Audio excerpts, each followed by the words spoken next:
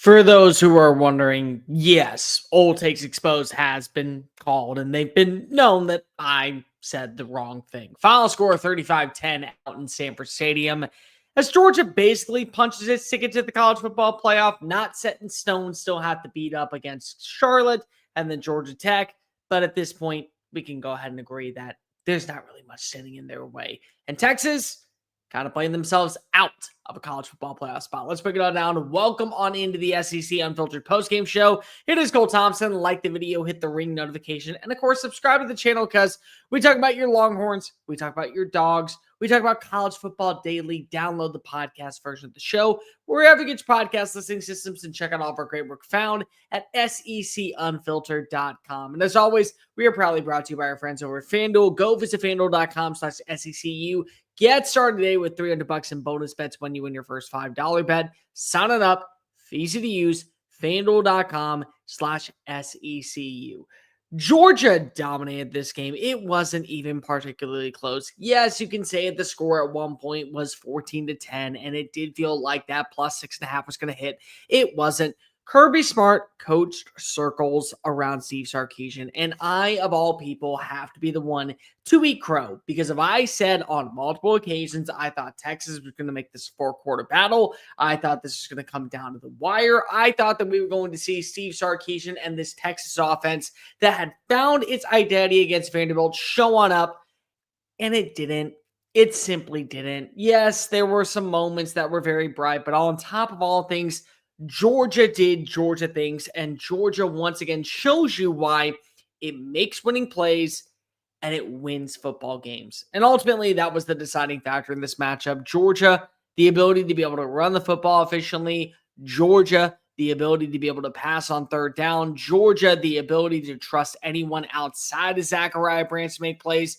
Georgia, which at this point, in my opinion, has proven it has the best quarterback that nobody talks about in the entire southeastern region of the United States. It all showed on up. It was a dominant performance. They were able to set the tone in the first half. Texas comes out. They swing. They get into the end zone. Ryan Wingo touchdown. It feels like that momentum is shifting in favor of the Longhorns. And what do we see? We watch as Georgia does Georgia things, and they just put belt to ass and deliver a performance to remember in the entire second half. Really a dominant overall outing. Not much else to write home about. From start to finish, it was the game that you want to see from a team that needed to prove it has not lost a step. Quite literally, a touchdown, and then the fourth quarter, 21 unanswered points, forcing a fourth down stop, being able to kind of go ahead and pull away. This is Georgia showing why it is hitting its stride at the right time. Now, to be fair, for Texas' standpoint, its defense was able to hold the gap and put together really meaningful drives, slow down Georgia, be able to go ahead and at least make this kind of like a 3.5 quarter game. But ultimately, you have to be able to have your secondary punch. Let's think about this for a second. Georgia's offense has been its bread and butter all year. They weren't able to score. So Georgia's defense steps on up. They slow down Arch Manning. They don't allow him to get into the end zone. They force an interception. And then eventually they say, look, we're going to give up a touchdown. You at some point have got to be able to put drives together. You have got to be able to win some time of possessions. You've got to be able to go ahead and milk the clock. And you have to be able to kind of put together some meaningful moments. And Georgia said, okay, we're going to answer the call. We're going to deliver. And lo and behold, they did. They were able to, in the fourth quarter, quite literally outgain Texas. I think it was 223 yards to 68, 69. I mean, it was dreadful in the fourth quarter. But that's the difference between Georgia and Kirby Smart playing for an opportunity to keep their hopes alive to make it to Atlanta, keep their hopes alive to host a playoff game. Better yet, miss hosting a playoff game and just simply getting that first round bye and winning a national title. That's the difference between Georgia and Texas at this point. Georgia knew it could play with its food and still find a way to make it to the college football playoff, but they wanted to silence all doubters whatsoever. They want to come together and put together meaningful moments that said, we are here, we're going to deliver, and we're going to put together a moment to where you cannot doubt us anymore. And they did. Gunnar Stockton at this point, in my opinion, is the most underappreciated quarterback in all of college football. Now, that doesn't mean that he's not a top 10 quarterback. I would be the very first and probably not the last to say he has earned that status. but we simply do not appreciate for how well he has been able to work in Mike Bobo's system. And also, Mike Bobo at this point is the most underappreciated offensive coordinator in college football. I know there's been multiple people on the Georgia beat who have talked about who Mike Bobo is. They have every right to say whatever the hell they want because they are 100% on the money. These two are speaking eye to eye. They are bacon and eggs. They are biscuits and gravy. They are steak and hot sauce. I mean, whatever you want to say. They are exactly what you want to see. A yin and a yang that somehow meet together and create opportunities that are fantastic. 24-29, 229 yards, 4 touchdowns through the year, and then throw another one on the ground. This was the I'm him moment. I know for a fact I am exceptional at my position, and I don't really care what the outside noise says. I am going to prove why I belong in the Heisman Trophy conversation. I'll be completely honest. After the way that we saw several games go today, it's very hard for me not to look at Gunnar Stockton and say he does not belong in the Heisman race. If not one of the favorites to win the Heisman, because if you have to be able to show consistently how you can win football games, whether it be with the identity of the offensive ground and pound attack, whether it be with your defense, whether it be with your offensive personnel. And the offense has been the backbone of Georgia all year.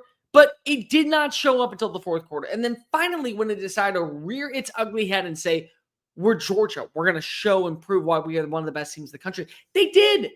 It was exceptional. They were great on third down execution. They were great on being able to convert. 4 of 11 and all 4 of them came in the second half. 357 total yards, 7.9 yards through the year. They only had 1 penalty for 15 yards, and it came from the defensive side. The offense was great, and they outgained Texas with nearly a 10-minute differential in time possession.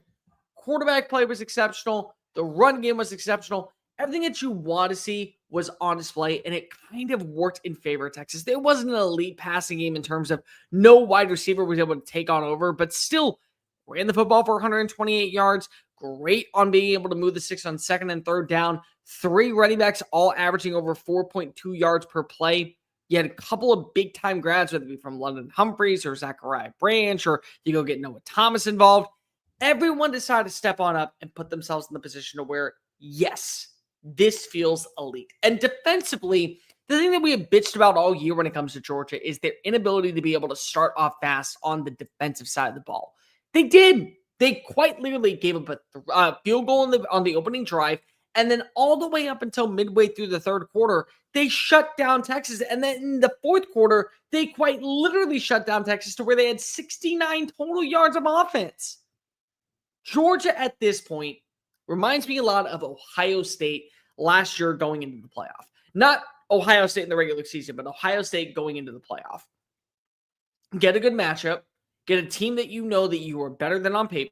Get a team that you know you're better on in terms of personnel. Go out, show why you are dominant, and then continue that pathway all the way up until we make it to the national championship, and then hoist up the title because of you are the best team in college football.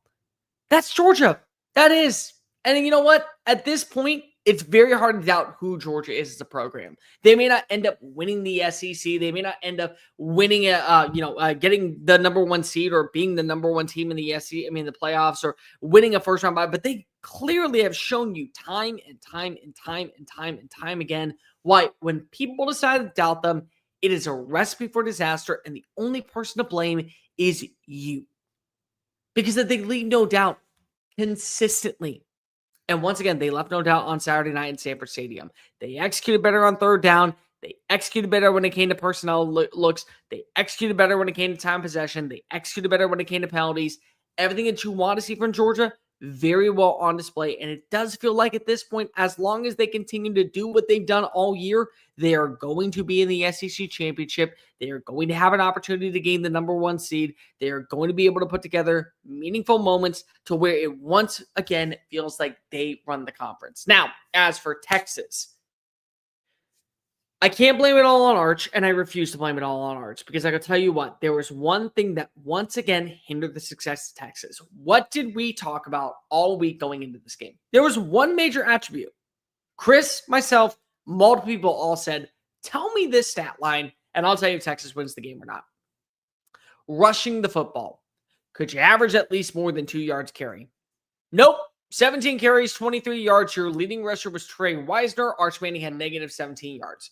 I feel like a buffoon because if I said that Arch Manning all year would be able to get drives that ended up being promising because they would end up being at least progressive. The one thing that Arch has done for the majority of the season up until tonight was the ability to create gains of positive yardage. Didn't mean he would always gain a gain of 2 or a gain of 1. He'd gain 7, he'd gain 9, he'd gain 1, he'd gain 3, he'd gain 4. But the problem with all that is that tonight was one of those games where you had to be able to keep your foot on the pedal. Didn't happen. Did not happen. Georgia's pass rush got after him. Georgia's defensive line was able to go ahead and create separation. Once again, we watched as Texas kind of turned into a shell of itself. 7 tackles for losses, 3 sacks. Texas had 8 tackles for losses, but they had 1 sack. And that was a big difference defensively to be able to create second chances. 4th down opportunities. Georgia converted, Texas didn't. Rushing the football, Georgia could, Texas couldn't. Ability to win outside of your number 1 receiver, Georgia could, Texas couldn't. And now we got to look back and say, well, where does Texas go from here? Can they be able to put together enough of a resume and beat Texas A&M and make the college football playoff? To me, no. I'll be completely honest. Texas college football hopes ended tonight because I don't see a world where you're going to get enough teams to ruin their pathway to guarantee your spot in the playoff. And that's what this really came down to. If Texas was able to win tonight and lose to Texas A&M, it's not a guarantee that they'd be in the playoff. It's not even a surefire thing that they would be hosting a playoff game or anything along those lines. But with the win tonight over a top 5 team, you move on up. You get into the number 7 spot or the number 6 spot. And that may end up being the best 2-loss team in the country. And lo and behold, that puts you in a position to where when you lose Texas A&M, well, you're 9-3, and 9-3 isn't great, but 9-3 still is good enough to say, hey, they're not going to lose enough ground to be able to take them outside the top 11. And if you're outside the top 11, they will be in the college football playoff. Okay, so we'll lock them on it. The problem is now they're going to drop outside the top 10. And Oklahoma is going to shoe fire their way into the top 10. And probably so is a few other teams to where now you need everyone else to kind of shoot themselves in the foot to gain ground on you. And even a team like Vanderbilt, who you have a head-to-head win against, if they were to jump ahead of you, not to say that you don't deserve to be ahead of them, I'm just saying if they don't lose another game, you can't gain ground on them. So the reason why all week I prophesized, I told everyone in Texas, you have to win on Saturday, had nothing to do with the fact of showing yourself as being a legit threat to go to the college football playoff or proving that you can hold your chops against the big boys in the SEC. You went and you beat a top 10 Oklahoma team that, again, you constantly have been able to beat because of it is Red River and everything is topsy-turvy. And you beat up on a team like Vanderbilt that is a top 10 defense or was top 10 defense when you faced off against them. It was because of you failed to beat Florida.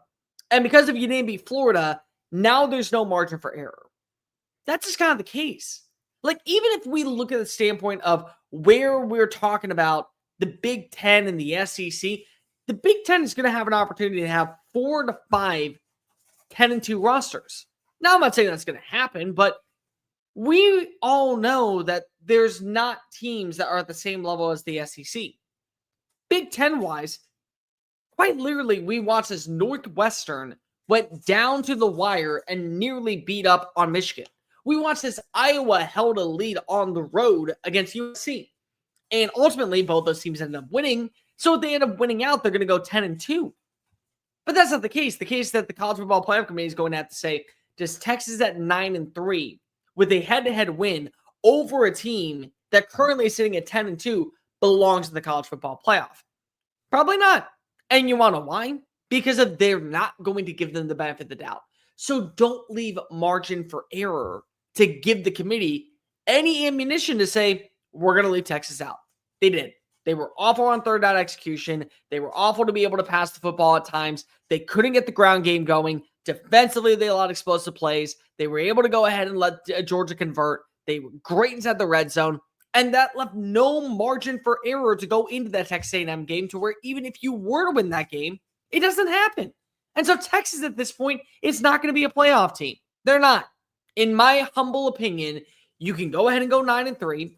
You can go ahead and put yourself in a position to where, yes, you'll be able to win out and maybe end up going to a spot of where, yeah, you'll finish top 15, but you're not going to the playoff. And the only thing that you can hold your hat on is saying, well, yeah, we beat Oklahoma and we beat Texas A&M.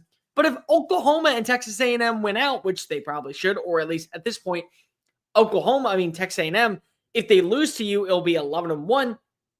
Both of them are in the playoff and you're sitting at home. So it's kind of like when A&M decided to go ahead and run its mouth and say, we beat Alabama in 2012 when we have a Heisman Trophy winner. Yeah, that's totally cool, but Alabama won the national title that year.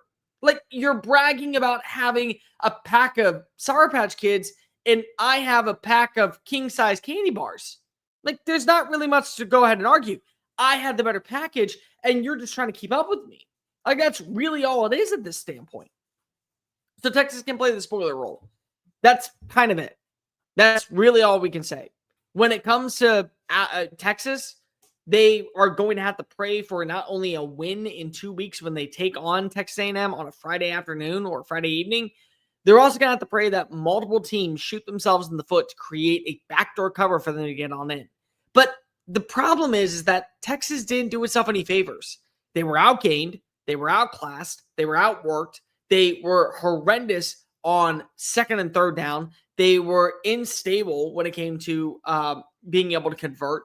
They had multiple drop passes. They weren't able to put together meaningful drives. Defensively, they allowed explosive plays. Gunnar Stockton went off on you. And ultimately, you shot yourself in the foot to where it clearly looked like one team was built to go to Atlanta and host a playoff game and win a national title. And the other team probably belongs in San Antonio, and maybe winning an Alamo Bowl is just good enough. Like, that's what it felt like watching this game tonight. And unfortunately for me, I have to now go ahead and eat crow because of I picked Texas not only to win, I picked Texas to go ahead and show why they are one of the best teams. There's no way that I can defend that. So, again, Texas, bad performance. Not really much to write home about. There will be a lot of questions that you have to ask yourself. Is Sark the problem? Is the offensive line the problem? Is Arch the problem? There's a lot of things that are a problem currently in Austin that I don't think are going to be able to be fixed in the next 2 weeks to prove we belong in the college football playoff. But at the same time, I think there's a lot of things that you can build off of for next season that will allow you to be a playoff contender. But a lot of people jumped the gun, yours truly included, thinking that Texas was not going to miss a beat, when we really should have been focusing in on Georgia of, yeah, you know what? They probably were as advertised. Gunnar Stockton, once again, quarterback that fits the style and the motion of what we see from a Kirby Smart-led team when they're built to win a national championship is on display. And they have a defense, they have an offense, they're hitting their stride at the right time, and momentum is a very dangerous drug. It, in my opinion, ladies and gentlemen, is the most dangerous drug in all of sports. Because you want to know why? When you play with momentum, you got to get more. You don't want to lose that inertia. You don't want to lose that feeling. It is psychotic. It drives you. And guess what? You start to go ahead and fiend for it. And you don't care who stands in your way because if you want to be able to deliver that moment. And that is what we're seeing from Georgia at this point. Georgia consistently is not only winning drives, Georgia consistently is putting themselves in a position to where they are executing and they are delivering the crushing blow. It is very, very hard for me to envision a world where not only does Georgia go punch its ticket to the college football playoff by beating up on a team in the SEC championship, but they very well could easily win the whole damn thing, and it wouldn't shock me whatsoever. One bad game against Alabama does not dictate who you are as a program. How you respond from bad losses does. And how did Georgia respond? They started getting their act together. They started playing on both sides of the football. They started getting better defensively early on in games. And lo and behold, now they are 4 quarters away from guaranteeing a 10-win season. And after that, they are going to be in the college football playoff. Because if you're not leaving out a 10-2 Georgia, I can guarantee you. And even at that point, they're probably going to be 11-1. That's at least my standpoint. Let's go ahead and get some questions. A&M versus Bama and Georgia in the SEC championship. Yeah, I mean, if Alabama wins its next game against Auburn, they will be in the SEC championship. But honestly, for Georgia, it guarantees you a playoff bid. like at a home playoff game. That's it. Mike Elko was a scary coach. Yeah, I mean, I can tell you what, he'd be one of the very few coaches that I would love to play for, and one of the very few I would hate to play against. Law, everyone says that every week. Ingram will check. Horns beat OU after their quarterback just had hand surgery. Maybe, but they still have a win over OU. I mean, like, it's just the bottom line. Whether or not I think that's right or wrong, it happened that way. Facts. Student Cowboy, you're going to get true SEC fans. There's no easy schedule. There is no easy schedule in the SEC, and that's the difference between the SEC and the Big Ten. Like, I constantly will remind people this all the time. In the Big Ten, when they say, oh, well, our bottom dweller teams are hanging out with our top tier teams, no, that means that you have a lot of mid teams. In the SEC, if your bottom dweller teams are still being able to push your top tier teams, it's because the level of talent does not miss a beat. That's just it. Like South Carolina holding its own for 3.5 quarters against Texas A&M should not be shocking to anyone because the level of competition between those two schools always shows on up. It doesn't show up in the Big Ten. And unfortunately, because of that, we give often benefit of the doubt to a team like the Big Ten. I mean, any team in the Big Ten because they go 10-2. And if we're giving the benefit of the doubt to 10-2 in the SEC, we give benefit of the doubt to anybody in college football, which is why I was very much against the 12-team college football playoff, even though I'm starting to get on board with it enough because I know it's not going to go away and we're only getting the expansion because of we're eventually going to reward bad teams for having mediocre seasons. At this point, everyone has an easy schedule.